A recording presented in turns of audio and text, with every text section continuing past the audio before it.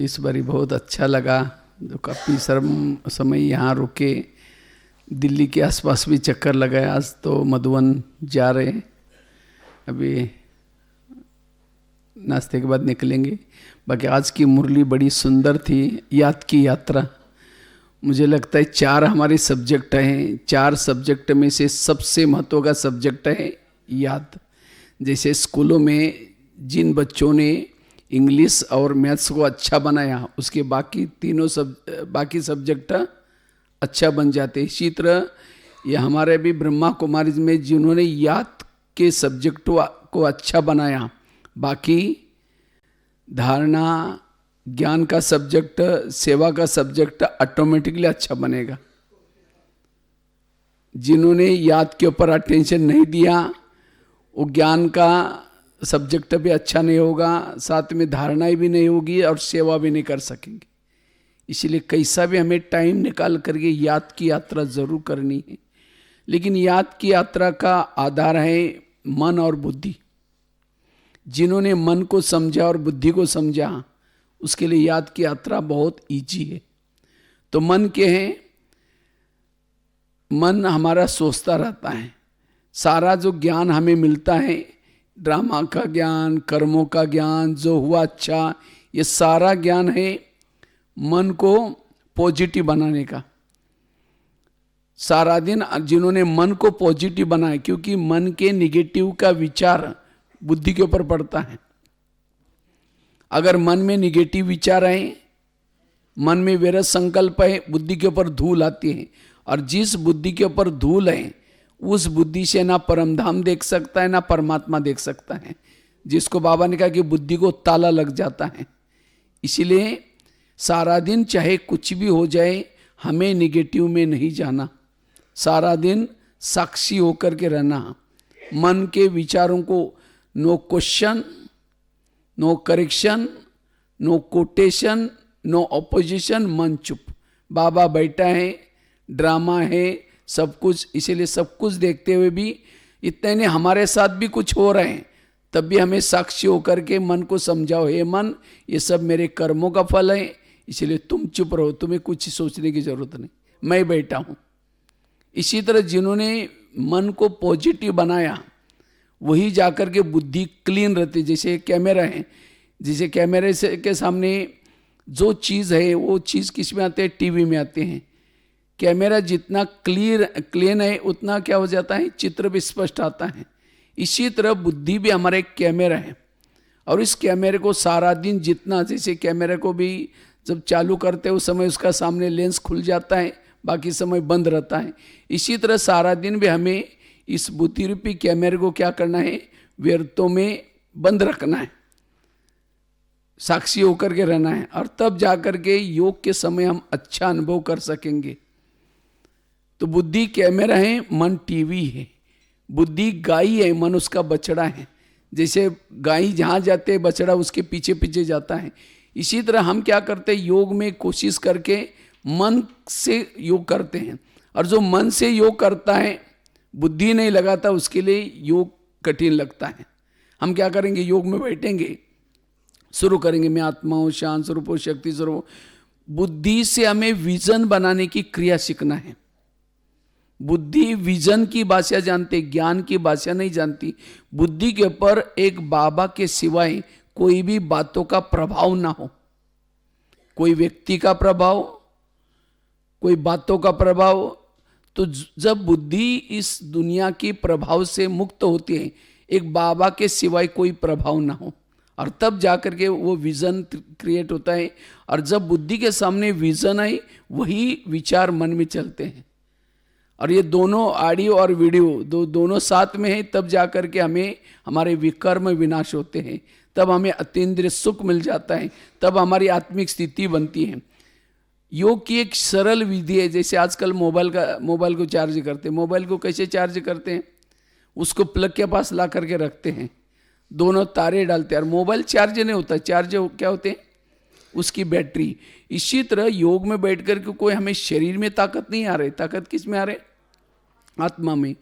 तो जैसे मोबाइल को प्लग के पास लाकर रखते हैं, इसी तरह हमें भी दिन में एक बार अपने मोबाइल को, शरीर को, जो योग्य प्लग बने हैं, जैसे क्लास हॉल है, बाबा का कमरा है, हमने शरीर रूपी मोबाइल को वहाँ लेके जाना जरूरी है। अब मोबाइल को कहीं गार्डन में डाल दो, इधर उधर डाल दो, चार्ज कैसा होगा? इसी तरह हमें योग्य जो स्थान है दिन में हमें क्या करना है, बाबा के कमरे में जो टाइम संगठन में होता है उस समय आकर के बैठना है। और केवल समझो मोबाइल को प्लग के पास ला करके पटकाया लेकिन तारे डाली नहीं तो भी चार्ज नहीं होगा। इसी तरह हमने शरीर को क्लास में ला करके पटका दिया लेकिन मन बुद्धि नीचे ही भटक रहे तो भी हम फिर कहते हैं हम क्लास में भी जाते हैं, योग में भी जाते हैं, तो भी आत्मिक स्थिति बनती नहीं, तो भी चार्ज नहीं होते, तो क्योंकि हमारे मन बुद्धि कहीं नीचे ही भटक रहे। इसीलिए तारे डालना जरूरी है। अच्छा, तारे तो डाली लेकिन एक तार डाली दूसरी बार है तो भी मोबाइल चार्ज नहीं होता। इसी तरह हमने मन लगाया, बुद्धि नहीं लगाई तो भी नहीं होगा। ये मन बुद्धि की तार डालनी है। अच्छा, दोनों तारे डाली लेकिन स्विच बाजू को बंद है तो भी। इसी तरह हमने योग में बैठे लेकिन स्मृति का स्विच अप है, कुछ सोचा नहीं बाबा ने मेरे पर कितना उपकार किया, बाबा ने मुझे क्या से क्या बनाया। जितनी स्मृति गहरी उतना योग गहरा, इसीलिए स्विच चालू करना जरूरी है। अच्छा, एक एक उपकारों को याद करो, आंखों से आंसू आएंगे। जैसे कोई व्यक्ति गटर में गिरा है, लोग थूक के जा रहे, नाक पकड़ करके जा रहे, उसट रहे, गल रहे, आ रहे जा रहे, लेकिन लोग नहीं देख रहे। एक व्यक्ति गया, गटर में उतरा, उसने ये नहीं सोचा मेरे कपड़े खराब हो जाएंगे, उसकी बीमारी मुझे लग जाएगी। सीधा उतरा और सीधा उठा करके क्या क्या गले लगाया, गले लगा करके उसकी आंखों के आंसू पोंछे, उसको सीधा उठा करके अपने एसी गाड़ी में लेके आकर रखा, घर में लेके आए। ये नहीं कहा कि अब तुम जाओ यहाँ से रास्ते से, घर में लाया। घर में ला करके उसको नहला रहे, धुला रहे, मालिश पालिश कर रहे, दवाई दे रहे। तो वो व्यक्ति कभी भूलेगा उसको? कहेगा मैं इसको कभी नहीं भूल सकता हूँ क्योंकि मेरे पर बहुत उपकार किया, मुझे जिए दान दिया, मैं मरने वाला था। इसी तरह आज हम भी विकारों के गटर में गिरे थे। कितना जन्मों से? 63 जन्मों से गिरे थे। किसी ने उठाया? उठाने के तो छोड़ो, और लात मार करके गिराया। हमने शादी की, तुमको भी करनी पड़ेगी, हमको लोग क्या बोलेंगे?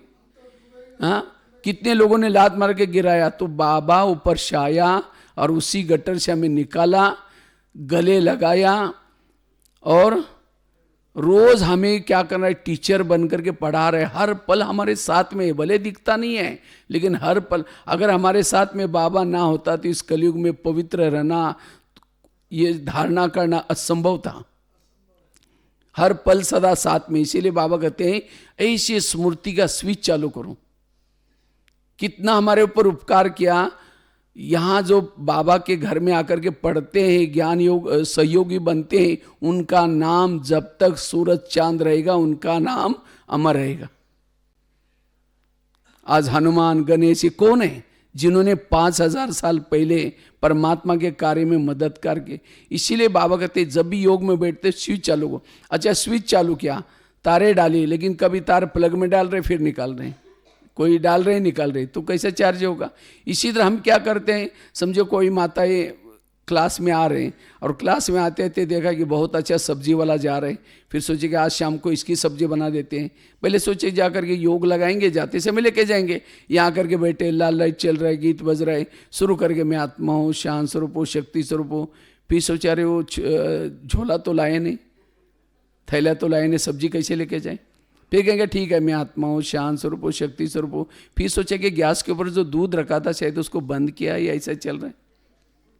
फिर कहेंगे चलो कोई बुझाई देगा, मैं आत्मा हूँ, शांत स्वरूप हूँ। फिर सोचेगा यार घर में तो मेहमान आने वाला था, मैंने सोचा लो उसके लिए छोले बनाओ, लेकिन रात को तो भिगो ही नहीं, चलो छोड़ो कुछ और बना दे कि मैं आत्मा हूँ, शांत स्वरूप हूँ। अब लाल लाइट की सफ़ेद लाइट होगी, योग का टाइम। सामने वाला बैठने वाला सोचेगा।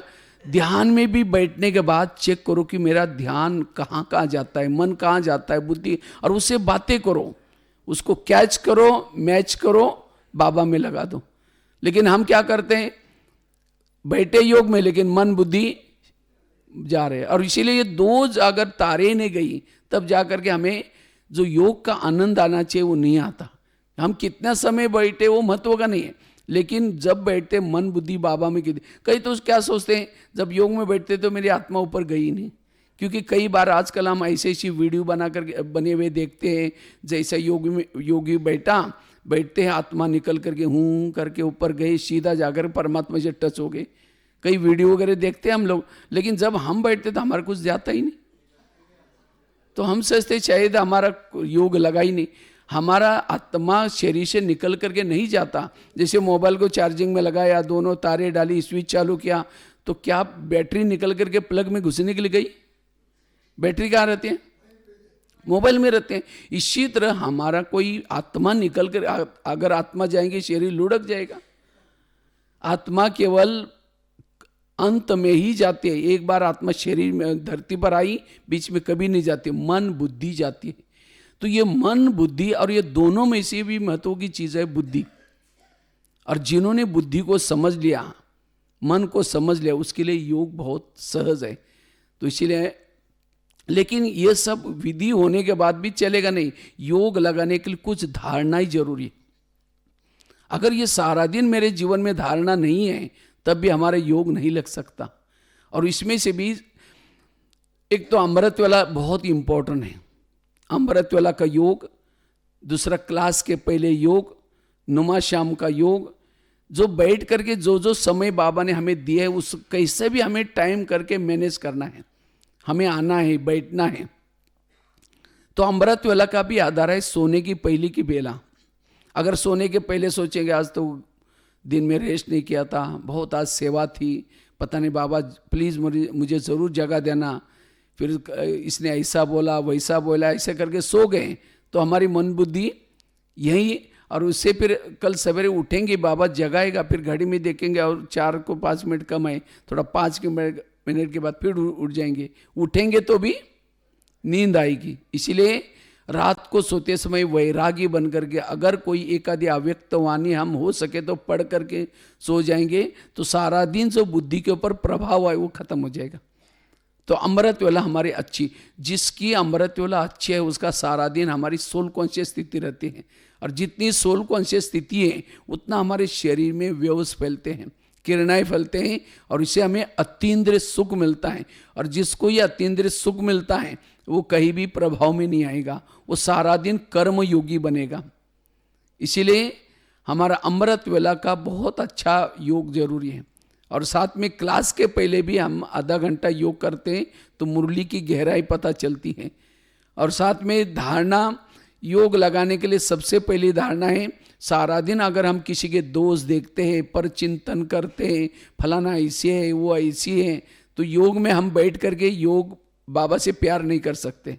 अब किसी के घर में जाऊं, उनके बच्चे भी बैठे, बाप भी बैठा है, बच्चों को कहेंगे बच्चा ठीक नहीं है तो नालायक है, ऐसा है वैसा है, और बाप को कहेंगे बहुत अच्छा, आप कितने अच्छे हैं, बाप कहेंगे तुम पहले यहाँ से भाग जाओ, तुमने मेरे बच्चों को गिलानी की, तो मेरे को अच्छा बोलता है। क्योंकि हर माँ बाप को अपने बच्चे प्यारा होता है। इसी तरह सारा दिन कहेंगे ये ऐसी है भाई, ऐसा है भाई, और शाम को योग में बैठेंगे, मीठे बाबा, प्यारे बाबा, अब शांति के सागर, दही के सागर, बाबा कहेगा मैं भूल गया तो मुझे याद दिला रहे हैं, पहले तुम यहाँ से जाओ। जिसको मैं रोज मीठे बच्चे कहता हूँ, और ये कहते हैं कि इसको कोई अक्ल ही नहीं, पता नहीं बीके कैसे बना, पता नहीं कैसे ज्ञान में चला। कई कई हम बीके के ऊपर वंडर करते कैसे बाबा का बच्चा बना है, मतलब बाबा बहुत, कोई भी जो बाबा के बच्चे बने बहुत विशेष है। मैं खुद ही जब मैं ज्ञान में आया था शुरू में, कभी कभी मैं सोचता था शायद ब्रह्मा कुमारी में तो देवी देवता मनाने जा रहे, और हमको मेरे अंदर कोई लक्षण ही नहीं है। अब मैं तो उस समय तो 6-6 महीना स्नान भी नहीं करता था, एक बार कपड़े डाल दिया फटने तक निकालता भी नहीं था। और मैंने सोचा मेरे को यहाँ ब्रह्मा कुमारी में, चलो जब तक ये लोग मना नहीं करेंगे तब तक जाते रहेंगे। भगवान भाई के नाम से कोई और व्यक्ति होगा, लेकिन मैं गलती से मैं ही आ रहा हूँ। मैं कभी कभी अपने ऊपर डाउट लेता था। कई बार हमारे बहनें भी वहाँ देख करके कहते ये तुम तो सत्युग में कभी नहीं आएगा, तुम कुछ नहीं करते हो, तुम बहू करके बैठते रहो, तो तुम एक्टिव बनो। मैं कहता है बहन जी एक्टिव क्या होता है, लेकिन मेरे को, लेकिन अब जब मैं पीछे मुड़ कर देखता हूँ तो सच में बाबा किसी कोई भी जो बीके बनाई यहाँ आता है, मतलब वो साधारण आत्मा नहीं है। जैसे एक राजा दूसरे राजा को रिगार्ड देता है, बाबा भी हमारा वर्तमान नहीं देखता, क्या देखता है, भविष्य का ताज वाला स्वरूप देखता है। इसी तरह हमें हर बीके को विशेषता संपन्न अच्छा रूप में देके हर एक के अंदर कोई, बाबा ने इस आत्मा को क्यों चुना है, उसके गुण। मैं जब पांडवन में रहता था दिल्ली में, तो मैं हमारे कुछ सभी के मैं गुप्त एक डायरी रखता था, हर एक के अंदर कोई ना कोई विशेषता वो देखता था और उसको लिखता था। जब उसकी कमजोरी दिखाई पड़ती थी उस विशेषता को सामने लाता था। तो इसीलिए हमें सारा दिन परचिंतन से, व्यर्थों से बचना है, ताकि फिर हमारा योग अच्छा लगे। अगर हम किसी के निगेटिव बातें देखते हैं, परचिंतन की बातें देखते हैं, कभी जब मैं मधुबन में गया था, मेरे कमरे में एक भाई था, वो अमृतवेला कभी उठता ही नहीं था। तो कभी कभी मेरे को लगता था, मैं कभी कभी उसका परचिंतन करता था। तो मैं कभी फिर एक दिन सोचा, अब समझो किसी का 10 लाख रुपए कर्जा है और किसी का, और उसका पगार भी बहुत है, लेकिन 10 लाख रुपए कर्जा है, और किसी का कर्जा है ही नहीं लेकिन उसको पगार भी ज़्यादा नहीं है, तो सुखी कौन होगा? हाँ, जिसको कर्जा नहीं है और पगार भी ज़्यादा नहीं है वो सुखी रहेगा, और जिसका बहुत कर्जा है, पगार भी ज़्यादा है तो भी। अब इसी तरह मैं कभी सोचता था, बेचारा ये अमृतवेला नहीं उठता तो भी रोटी डिपार्टमेंट में बहनों के साथ इतनी अच्छी सेवा करके इतना अच्छा चल रहे हैं, और मैं तो अमृतवेला करता हूँ, एक दिन भी अमृतवेला अगर मिस किया तो मेरे संकल्प विकल्प चलते। इसका मतलब मेरे ऊपर, भले वो अभी कुछ नहीं कर रहा, उसको कुछ करने की जरूरत नहीं है, क्योंकि उसका कोई कर्जा ही नहीं, बस उसको ज्ञान में चलेंगे वो अपने आप। इसीलिए पॉजिटिव ले लिया तुरंत। तब मैं सोचा बेचारा कितना सुखी प्राणी है, देखो। तो कभी भी मेरे को उसके संकल्प नहीं चले। इसी तरह में कभी भी किसी का परचिंतन ना करें, हर एक के अंदर की विशेषता देखें। अगर परचिंतन करेंगे तो हमारे संबंध बिगड़ जाते हैं, वायुमंडल खराब हो जाता है, तो योग हम नहीं कर पाएंगे। तो इसलिए योग लगाने के लिए हमें ये धारणा पक्की करनी है, मुझे किसी के दोष ना देखने हैं, ना किसी को सुनाना है। अगर कोई आकर के किसी की सुनाता है, हम क्या करते हैं, अच्छा अच्छा और क्या हुआ। मैं देखता था गुलजार दादी के साथ हमें दिल्ली में पांडवन में रहने का मौका मिला, तो वहाँ कभी जोन की बहनें वगैरह कभी आती थी, तो कई बार वो नाश्ता करने के लिए आती थी। मैं कहता था दादी के पास आए थे, काम हो गया आपका? कहते दादी सुनती नहीं। मैंने कहा कुछ किसी की निगेटिव बातें तो नहीं सुना रहे थे, क्योंकि हम कभी देखते थे दादी को, अगर कोई दादी हमारे साथ जो बहन है ऐसी है, ये ऐसी है, ऐसे, तो दादी हाँ भी नहीं करती थी, फिर वो ऊपर चली जाती थी बाबा के पास। अगर कोई विशेषता सुनाते, हाँ अच्छा अच्छा अच्छा करती थी। तो हम क्या करते, किसी की निगेटिव बातें सुनाते और इंटरेस्ट लेते, अच्छा और क्या हुआ, अच्छा अच्छा। तो दादी ऐसी नहीं करती थी। इसीलिए हमें ना निगेटिव बात, क्योंकि अगर हमने निगेटिव बातें सुनी, वो तो सुना रहे, पाप कर्म कर रहे हैं, लेकिन हमने भी हाँ जी किया, उसके पाप में हम भी भागी हो गए। फिर सुनते सुनते हम भी कुछ सुना करके हमारी भावनाएं, क्योंकि परचिंतन सुनने से हमारी भावनाएं खराब हो जाते हैं, और भावना और योग इसका बहुत गहरा कनेक्शन है। इसीलिए ये पक्की धारणा करना है, मुझे ना किसी के दोष देखने हैं, क्योंकि दूसरों को बदलने का ठेका हमने नहीं लिया, वो तो बाबा का ठेका है। मुझे तो आज मेरे अंदर अवगुण है, जब मेरे अंदर अवगुण है तो मैं दूसरे का दोष कैसे देख सकता हूँ। इसीलिए पर चिंतन से बचना, ये पक्की धारणा। दूसरी बात है श्रीमत, जितना बाबा के श्रीमत प्रमाण चलते हैं उतना हमारा योग लगेगा। जैसे कोई भी माँ बच्चों को प्यार करते हैं, कब करते हैं, जब वो बच्चा माँ का कहना मानता है। इसी तरह बाबा भी हमारी माँ बनकर के रोज सवेरे हमें जल्दी उठाती है, फरिश्ता ड्रेस पहनाती है, और मुरली के द्वारा कितनी अच्छी डायरेक्शन देते हैं, बच्चे आज आत्मा समझना, बच्चे ये करना वो करना। लेकिन हम क्या करते हैं, मुरली को 2 कॉलम में भी लिख सकते हैं, आज मम्मी ने क्या करने के लिए बोला और मम्मी ने क्या मना किया। जो मना किया उसको नहीं करना, करने के लिए उसको एक ज्ञान। हम बाहर जाकर के क्या करते हैं, जो मना किया उसको कर लेते हैं, और करने के लिए फिर उसको नहीं करते। जब योग में बैठेंगे, प्यार, बाबा का प्यार कैसे मिलेगा। मम्मी सवेरे जल्दी उठाते बच्चों को, अच्छे कपड़े पहनाते, कई डायरेक्शन देते, देखो बेटा कपड़े गंदे नहीं करना, पढ़ना, लड़ना नहीं, झगड़ना नहीं। बच्चा जाता है, लड़ता है, झगड़ता है, कपड़े गंदे करके आता है, शाम को आकर के मम्मी मम्मी करता है, मम्मी किचन से देखेगी, मैंने जो उसको कहा करके आया, नहीं करके बोले तुम चिल्लाते रहे, यही ठीक हो जाएगी, जाकर 2 थप्पड़ लगा दी तुमको, मैंने कितना अच्छा कहा, तुम गंदा होकर गए। इसी तरह अगर वो बच्चा माँ का कहना मन, तो माँ प्यार करती। इसी तरह बाबा भी हमारी माँ है, रोज सवेरे हमें इतनी अच्छी डायरेक्शन दिया, और शाम को हम आकर के, जैसे बच्चा शाम को आता है मम्मी मम्मी करता है, मम्मी किचन से देखते हैं, तो बाबा भी परमधाम की खिड़की से देखता है, अच्छा मेरे को बाबा बाबा बोल रहे हैं, लेकिन मैंने जो सवेरे कहा था किया नहीं, कह गया तुम तो चिल्लाते, मैं ऊपर ठीक हूँ। फिर कहते हैं पता नहीं, प्यार दोनों तरफ से होता है। हम कहें बाबा और बाबा भी सामने से कहें बच्चे। हम बाबा बाबा करते हैं लेकिन बाबा तो सामने से रिस्पॉन्स करता ही नहीं। क्यों नहीं करता? क्योंकि हम श्रीमत का उल्लंघन करते हैं। इसीलिए जो बाबा ने मुझे श्रीमत दिए हैं वो सारा दिन क्या करना है, उसका श्रीमत का पालन करना है, तब योग का आनंद ले सकेंगे।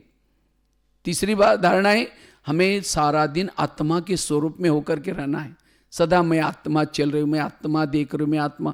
जितना आत्मा की स्मृति में रहेंगे उतना हमारा कर्म भी योग होगा। बैठ करके एक भाई ने मुझे क्वेश्चन पूछा, अगर कोई बर्फ के पास जाता है तो क्या अनुभव होता है? ठंडी का अनुभव होता है। कोई अगर आग के पास जाता है तो क्या अनुभव होता है? गर्मी का अनुभव होता है। इसी तरह सर्वशक्तिवान बाबा बैठा है सामने, तो अगर बाबा के पास कोई बैठेगा तो क्या होगा? शक्ति का, शांति का। कहते मैं डायमंड हॉल में गया था और बिल्कुल स्टेज के पास बहनों को जुगाड़ करके मैंने नज़दीक जगह लिया था, लेकिन मुझे कुछ भी अनुभव नहीं हुआ। ऐसा कैसे हो गया? बाबा के लिए डाउट आया उसका। तो हमने एक छोटा सा एग्जाम्पल दिया, अगर कोई बड़ा सा चुंबक है, उस चुंबक के सामने लोहे के टुकड़े डालो तो क्या हो जाएगा? खींच लेगा। इसका मतलब चुंबक पावरफुल है। लेकिन लोहे के टुकड़ों को एक कपड़े के थान के अंदर, बड़ा सा कपड़ा है उसके अंदर लपेट करके रखेंगे, खींचेगा? हिलेगा भी नहीं। इसका मतलब चुंबक खराब है। चुंबक अच्छा है, लेकिन लोहे के टुकड़ों को हमने क्या किया? कपड़े के अंदर लपेट करके रखा है। इसी तरह बाबा भी चुंबक है, सर्वशक्तिवान है। अगर बाबा के सामने देह बांध के कपड़े के अंदर लपेट करके बैठेंगे, कोई अनुभव नहीं होगा। चाहे स्टेज पर हो जाओ चाहे कहीं, इसलिए कहीं भी रहो, कहीं भी बैठो, अगर अतम अभिमानी होकर के रहेंगे तो बाबा की हर पल अनुभूति होगी। और आजकल का जो मिलन है कौन सा है? अव्यक्त मिलन। अव्यक्त मिलन की अनुभूति करने के लिए अव्यक्त आत्मिक स्वरूप में टिकने की जरूरत है।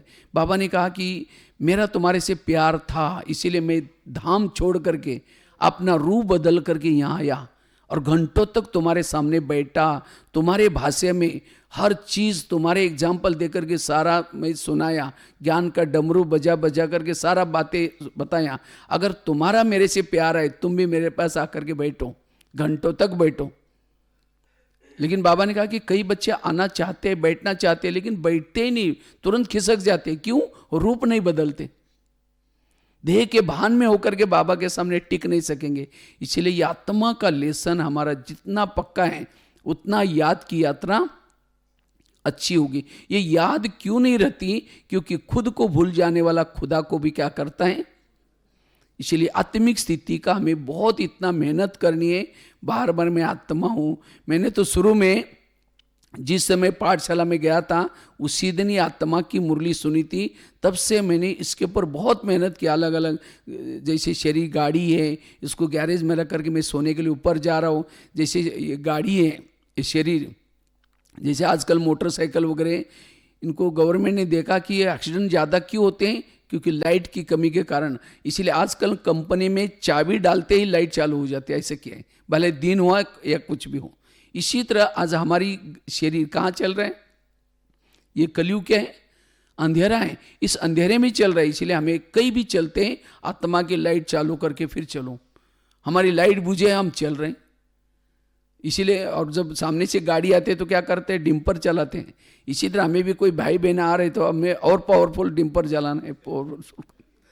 हाँ, ताकि बाबा तो कहते हैं आगे चल करके विनाश के समय अगर आपका शरीर किसी को दिखाई पड़ेगा तो आपका, जैसे सामने से कोई गाड़ी आते है, व्हीकल आते हैं, तो गाड़ी आप पहचान नहीं पाएंगी कि ट्रक है या बस है, क्या है।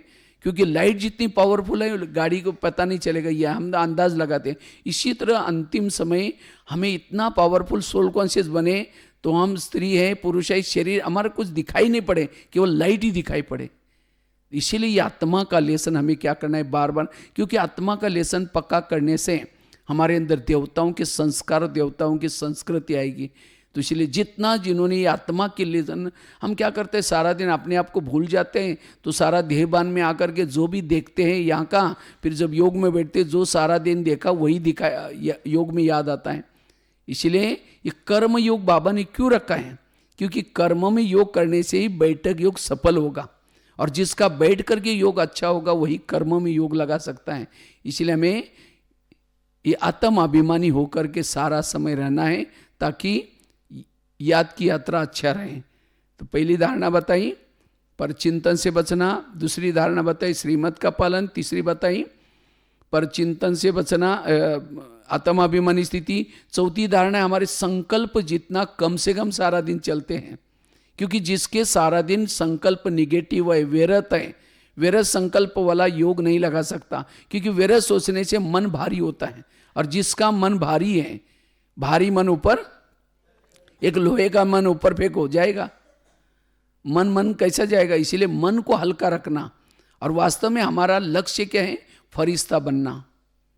हमारा लक्ष्य क्या है भविष्य का? फरिश्ता।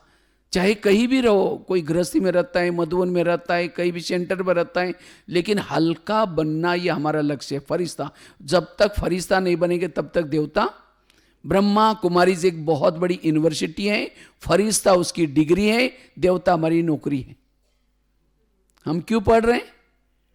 डिग्री लेने के लिए पढ़ रहे हैं। बच्चे क्यों पढ़ते हैं? डिग्री है तो नौकरी मिल ही जाती है। इसी तरह आज हम पढ़ रहे हैं फरिश्ता बनने के लिए। तो फरिश्ता किसको कहेंगे? जिसका मन हल्का है। और हल्का मन कब रहेगा? जिन्होंने ज्ञान को समझे, ड्रामा को समझे। अगर इतना सारा करने के बाद फिर भी मेरा मन भारी है, और जिसका मन भारी है, निगेटिव है, आजकल दुनिया का मन भारी है, वही तो ध्येयवान है। इसीलिए मन को हल्का रखना। और मन भारी होने से तनाव पैदा होता है, टेंशन पैदा होता है, और इसीलिए आज बीमारियां लोगों को हो रहे हैं। इसीलिए कहते हैं ना, जिसका पाँव गरम, पेट नरम, दिमाग ठंडा, उस घर में कोई डॉक्टर है उसको मार दो डंडा। पाँव को गरम रखो, पेट को नरम रखो और दिमाग को। लेकिन आजकल उल्टा होता है, पाँव रहते हैं ठंडे और दिमाग रहता है गरम। आज इसीलिए 70% लोगों को बीमारी हो रहे हैं। आज किसी को पेट की बीमारी होती है, ईर्ष्या वाले विचार चलाए, उसको पेट की बीमारी होती है। इसीलिए कहते हैं ना, तुम मेरे को देख करके तुम्हारे पेट में जलन होता है क्या? इसका नाम हो रहा है, इसका ये हो रहा है, ईर्ष्या करेंगे, पेट के प्रॉब्लम। आज किसी को दूर का कम दिखता है, दूसरे की बुराई को आंखें फाड़ फाड़ के देखता है। जो आंखें फाड़ता है, बड़ी बड़ी करता, आंखों की पुतली पल जाते हैं। फिर डॉक्टर के पास जाएंगे, क्योंकि डॉक्टर जी मुझे आजकल धुंधला दिखता है। तो डॉक्टर चेक करते हैं, कहते हैं आपको नंबर लगे, चश्मा लगाना पड़ेगा।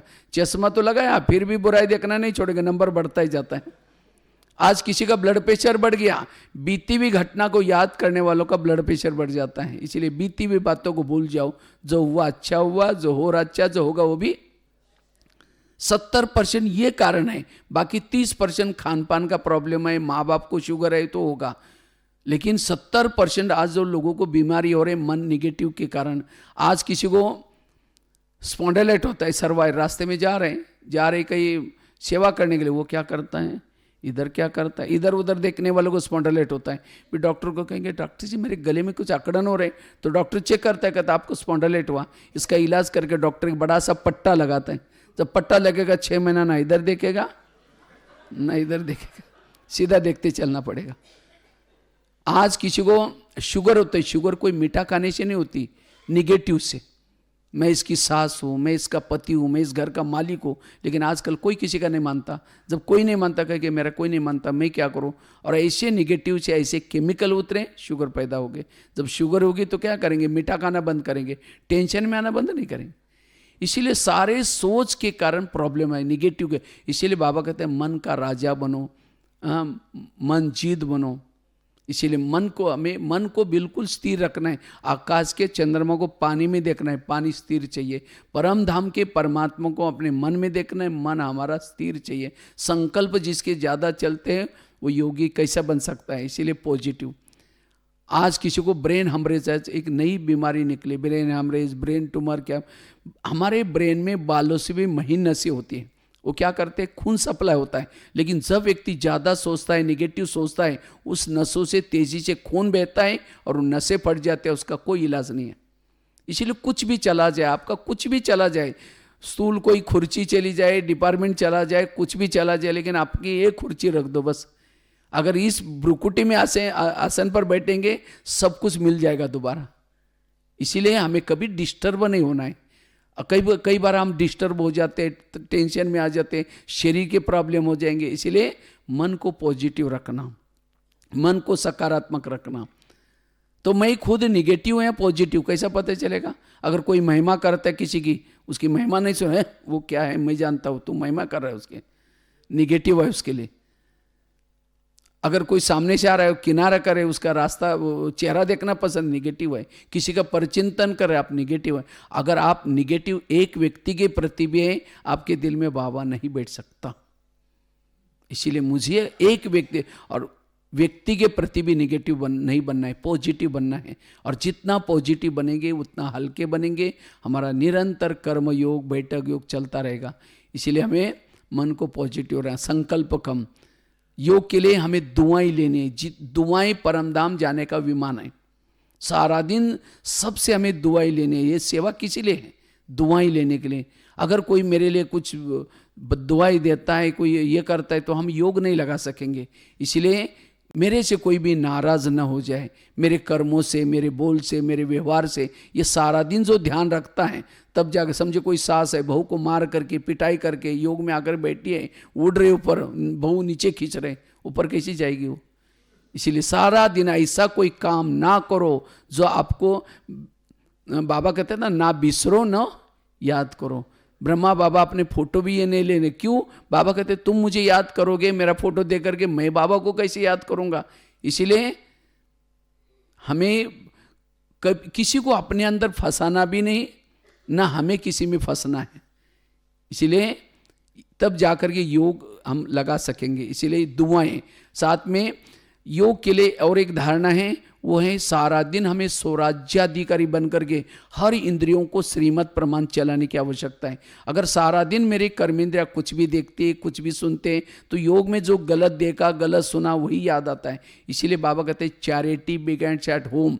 आप अपने घर को सुधारो। मेरे कान श्रीमत प्रमाण चले, मेरा मुख श्रीमत प्रमाण चले। ब्रह्मा बाबा क्या करते थे? रोज अपना दरबार लगाते थे। इसी तरह हमें भी दरबार लगा करके कौन सी कर्मेंद्रिय श्रीमत का उल्लंघन करते, वो देखना है। लास्ट की धारणा है, अगर हमें योग युक्त बनना है, उसके लिए हमें संस्कारों के वश नहीं होना है। अगर सारा दिन कोई पुराने संस्कार के वश हो गए तो योग नहीं लगेगा। और खास तो हमारे अंदर एक कड़ा संस्कार होता है, कोई ना कोई एक कमजोरी होती है, तो चेक करो मेरी कमजोरी क्या है और उस कमजोरी को परिवर्तन करो। अगर वो कमजोरी आपके अंदर है तो आप योग का अभ्यास नहीं, उस कमजोरी के वश हो जाएंगे।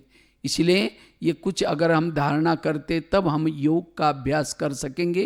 इसीलिए योग के सब्जेक्ट को जिन्होंने अच्छा किया, जैसे मैंने खुद मेरे अनुभव के आधार से देखा, मैं जब शुरू में मेरे को ना सेवा आती थी, ना मेरे पास कला थी, कुछ भी नहीं था, लेकिन योग के ऊपर ज़्यादा से ज़्यादा हमने ध्यान दिया और बाबा ने इतनी सारी कलाई भर दी। आज सेवा के लिए जिसका योग का सब्जेक्ट अच्छा है वो खड़ा है, सेवा चालू है उसकी। उसके वाणी में बल आता है, उसके दृष्टि में बल आता है, क्योंकि योग के कारण उसकी धारणा ही अच्छी है। जैसे कोई जिलेबी खाता है, उसको मुरमुरा दो, फीका लगेगा। इसी तरह जिन्होंने योग का अभ्यास किया, उसको ये विकार, ये संस्कार, पुरानी दुनिया सब फीकी लगेगी। इसीलिए योग से हमारी आत्मिक स्थिति सदा बनी रहती है और इसे अतीन्द्रिय सुख मिल जाता है, उसे भूले भी नहीं होते। इसीलिए योग को जितना हम बढ़ाएंगे उतना हम सेवा भी सफल कर सकेंगे, धारणा भी अच्छी होगी और इससे हमारे जो विकर्म बने हैं 63 जन्मों के, वो भी खत्म होंगे। इतना ही नहीं, योग का अभ्यास करने से हमारे से विकर्म भी नहीं होंगे। इसीलिए मैं योग के ऊपर, इसलिए मुझे लगता है मुरलियों में 2 बातें ज़्यादा बाबा अंडरलाइन करता है। एक तो आत्मा समझो, दूसरा याद की यात्रा करो, क्योंकि ये मुख्य बात यही है। तो बाबा को याद करना मतलब बाबा की श्रीमत प्रमाण चलना, बाबा की जो जो धारणाएं बताई, तो इसलिए हमें विशेष योग के ऊपर ध्यान देना है। और हमारा रोज का बैठक योग बैठ करके 3-4 घंटा होना ही चाहिए। 3-4 घंटा योग हमारा बैठ करके टाइम निकाल करके हमें करना है, क्योंकि बैठक योग करने से हमारे विकर्म विनाश होते हैं। कर्म योग करने से कर्मों में जो भी हम देखते सुनते वो दिखाई नहीं पड़ता। इसलिए योग के ऊपर अटेंशन। ठीक है, तो पहली धारणा बताई पर चिंतन से बचना, दूसरी बताई श्रीमत का पालन करना, तीसरी बताई आत्माभिमानी बनना, चौथी बताई संकल्पों को पॉजिटिव चलाना, पांचवी बताई संस्कारों का, पांचवी बताई थी दुआएं लेना, संस्कारों का परिवर्तन करना, आत्माभिमानी बनना, तो इस तरह से, और योग में हमें थोड़ा नया कुछ ना कुछ योग में हम बोरिंग क्यों हो जाते हैं? क्योंकि हम क्या करते हैं, नवीनता नहीं करते। जैसे आलू की सब्जी है, आलू तो सब में डालना है, लेकिन आलू में कभी गाजर डालो, कभी फूल गोभी डालो, वैरायटी। इसी तरह हमें क्या करना है, रोज कुछ ना कुछ नवीनता करनी है। हम क्या करते हैं, कुछ प्लानिंग नहीं बनाते, कभी आत्म अभिमानी बनने का पुरुषार्थ, कभी अलग अलग हमें वैरायटी अभ्यास करेंगे, तब जाकर के योग में नवीनता आएगी। तो इसलिए योग के ऊपर हमें अटेंशन देना है। ओम शांति।